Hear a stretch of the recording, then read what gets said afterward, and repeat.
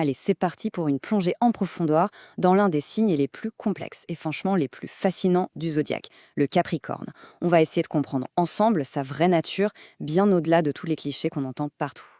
Pour commencer, il y a cette citation qui résume tout, je trouve. C'est un signe qui vaut son pesant de cacahuètes. C'est une drôle d'image, hein, mais ça veut bien dire ce que ça veut dire. Le Capricorne, c'est un signe dense, un signe qui pèse lourd, avec une valeur cachée qu'il faut prendre le temps de découvrir. Allez, on décortique ça ensemble. Alors, pour vraiment saisir l'essence du Capricorne, la première chose à faire, c'est de revenir à sa racine symbolique. Et pour ça, il faut s'imaginer en plein cœur de l'hiver, vraiment au moment le plus froid, le plus dur de l'année. Imaginez un peu le tableau. La nature est à l'os, la nourriture se fait rare, le froid, il est glacial, immort. Tout tourne au ralenti, tout est en mode économie d'énergie.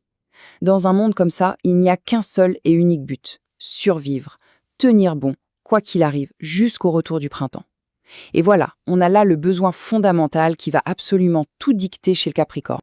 Et forcément, de ce besoin vital de survie, découlent tous ces grands principes. D'abord, la rigueur, parce que la moindre erreur peut coûter très cher. Ensuite, l'économie. Ben oui, les ressources sont précieuses et limitées. L'ascétisme aussi, parce que le plaisir, dans ce contexte, c'est un luxe, c'est superflu. Et surtout, ce qui va tout lier, c'est cette vision à long, très long terme. Et une capacité de travail juste énorme.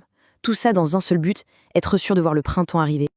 Ok, mais pour mener à bien cette mission de survie, le Capricorne n'est pas démuni. Il a, disons, une sorte de boîte à outils planétaire bien à lui. Et dedans, il y a deux outils essentiels qui vont définir toute sa façon de fonctionner, Saturne et Mars. Alors, on a d'un côté Saturne. Saturne, c'est le temps, la structure, le froid, la rigueur. C'est la planète qui nous apprend que rien ne se fait en un claquement de doigts. Et de l'autre côté, on a Mars. Mars, c'est l'action pure, l'effort, la volonté brute. C'est le moteur qui permet d'avancer, de se battre s'il n'y a pas le choix. Et c'est là que ça devient vraiment passionnant. Qu'est-ce qui se passe quand on mélange ces deux énergies ? Eh bien, la patience et la durée de Saturne, combinées à la force d'action de Mars, ça donne la grande qualité du Capricorne, son endurance. Une endurance absolument phénoménale. Le Capricorne, c'est le marathonien par excellence, ce n'est pas du tout un sprinter. Bon, cet équipement de survie est hyper efficace, c'est clair, mais il y a un revers à la médaille. Quand tout ça n'est pas bien maîtrisé, pas affiné par la vie, ça peut vite se transformer en défauts, et des défauts vraiment lourds. C'est le moment de jeter un œil à son côté un peu plus sombre. En fait, la logique de départ est implacable. Pour survivre dans un environnement hostile, il faut se concentrer sur soi-même, penser à sa propre peau d'abord. Le problème, c'est que cette nécessité peut très facilement déraper et devenir un égoïsme monumental. Un monde où seuls ses propres problèmes, ses propres objectifs comptent. Et les autres ? Ils n'ont qu'à se débrouiller. Et cet univers intérieur, si dur, si froid, c'est un terrain de jeu parfait pour d'autres travers. Le repli sur soi, par exemple, ça mène quasi directement à la dépression. Sa fameuse vision à long terme peut se muer en un pessimisme communicatif où chaque discussion devient l'occasion de lister tous les malheurs du monde. La rigueur, elle se transforme en une rigidité d'esprit qui ne voit que les problèmes, jamais les solutions. Et le plaisir dans tout ça ? Une perte de temps, une distraction inutile face à l'urgence de la survie. Quand la vie d'un Capricorne se construit sur un fond de frustration, qu'elle soit choisie ou subie, un mécanisme psychologique assez vicieux peut s'installer. Pour tenter de combler ce vide intérieur, il va se jeter sur des compensations excessives à l'extérieur. Et ces sortes de boulimie pour compenser, on les retrouve surtout dans 3 grands domaines. D'abord, l'ambition financière et sociale qui peut devenir démesurée où ce n'est jamais assez. Mais ça peut aussi être des compensations dans la nourriture ou même dans l'affectif où on cherche à remplir un manque par l'excès. C'est un peu l'image du tonneau des Danaïdes, vous savez, celui qui est toujours vide, quoi qu'on mette dedans.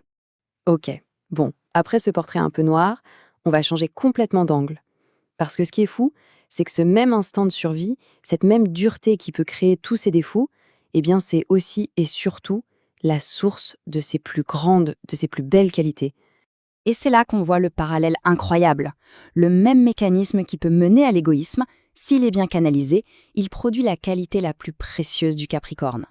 C'est justement parce qu'il sait que la vie est difficile qu'il devient la personne la plus fiable au monde, la personne sur qui on peut compter les yeux fermés quand ça va mal.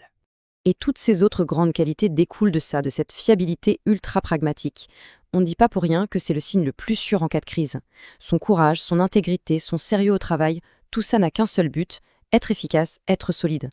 Même son honnêteté est pratique. Mentir, pour un Capricorne, c'est se créer des problèmes pour plus tard, c'est une perte de temps. C'est vraiment l'ami qu'on peut appeler à 3 heures du matin parce qu'on a crevé. Il viendra, il ne posera pas de questions. Pas forcément par pure bonté de cœur, mais par efficacité. Ce proverbe, franchement, on dirait qu'il a été inventé pour le Capricorne. Toute sa force, elle est là, dans cette capacité à voir loin, à anticiper, à planifier sur des années. L'immédiat, les petits trucs du quotidien, ça ne l'intéresse pas. Il construit pour demain. Et c'est pour ça qu'à la fin, bien souvent, c'est lui qui a raison. Il y a quelque chose de vraiment fascinant avec le Capricorne. C'est son évolution au cours de sa vie. Ce n'est pas du tout un signe qui reste le même. On entend souvent dire qu'il se bonifie avec l'âge, un peu comme un grand vin. Et c'est tellement vrai. Il y a une métaphore que je trouve absolument magnifique pour décrire ça. Le jeune Capricorne, c'est comme un bloc de granit tout juste sorti de la carrière. Il est brut, il a des angles saillants, des arêtes vives qui peuvent faire mal. Et puis, le temps passe. La vie, avec ses épreuves, c'est comme les vagues de l'océan qui viennent, encore et encore, polir la pierre. Chaque difficulté, chaque expérience vient arrondir un angle, jusqu'à ce que le bloc de granit devienne un galet tout lisse, apaisé, plein de sagesse. C'est pour ça qu'un vieux Capricorne est souvent une bien meilleure version de lui-même. Allez, pour terminer, regardons rapidement comment ça se passe pour le Capricorne, dans ses relations, sa dynamique avec quelques autres signes du zodiaque. Alors, il y a des complémentarités qui semblent évidentes. Avec les autres signes de terre, comme le taureau ou la vierge, ça marche. C'est solide, c'est un équilibre quasi parfait. Avec les signes d'eau, comme le cancer ou les poissons, c'est souvent une combinaison magnifique. L'un amène la structure, l'autre la sensibilité, ça se complète à merveille. Par contre, avec un signe comme le bélier, c'est une autre histoire. Là, c'est souvent la guerre, deux volontés de fer qui se cognent. Au fond, tout l'enjeu de la vie d'un Capricorne, il est là. C'est une ascension.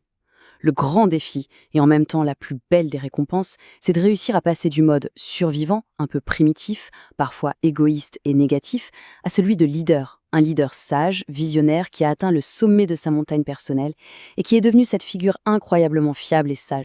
Et finalement, qu'on soit Capricorne ou qu'on en connaisse, tout ça invite à se poser une question. Sur ce chemin qui va du bloc brut au galet poli, où est-ce qu'on se situe? Quel est le parcours qui reste à faire?